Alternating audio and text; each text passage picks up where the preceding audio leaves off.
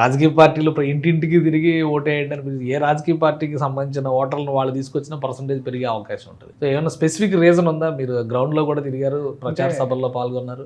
Correct sir, మీరు చెప్పింది అన్ని రాజకీయ పార్టీలు చేసాయి సార్ క్యాన్వాసింగ్. రాజకీయ పార్టీలు చేయడం కన్నా ఎలక్షన్ కమిషన్ చేయాలి సార్. మీకు అభ్యర్థి నచ్చకపోతే నోటాకి వేయండి అని రాజకీయ పార్టీలకు ఈక్వల్గా ఎలక్షన్ కమిషన్ చేయాలి. కానీ మీరు ఎలక్షన్ కమిషన్ చేయకపోతే నేను ఎక్కడ చూడలేదు సార్. ఒక పోస్టరు, ఒక బ్యానరు, ఎక్కడ కూడా ఒక వెహికల్ పెట్టి చేయడం కూడా ఏం చేయలేదు. కనీసం ఏదైనా యూత్కి లైక్ ఫిలిం సిటీలో కానీ ఇక్కడ కాలేజీలో కానీ అవేర్నెస్ ప్రోగ్రామ్స్ పెట్టడము, మీరు ఓటు హక్కు మీ బాధ్యత, సామాన్యుడి బాధ్యత, యూటిలైజ్ చేసుకోండి, అభ్యర్థులు నచ్చకపోతే నోటాకు వేయండి అని చాలామంది తెలియజేశారు. చాలామంది ఏజ్డ్ పర్సన్స్ తెలియదు. వాళ్ళందరికీ మీరు ఏం చేశారు?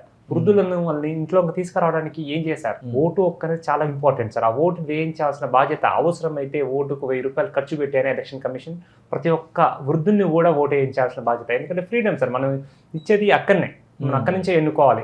సో మీరు విఫలమయ్యారు సార్. ఎలక్షన్ కమిషన్ ఖచ్చితంగా విఫలమైంది.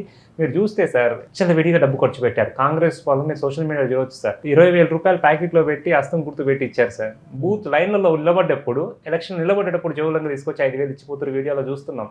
ఎలక్షన్ కమిషన్కి అని కనిపించట్లేదా అంటే కనపడుతుంది సార్.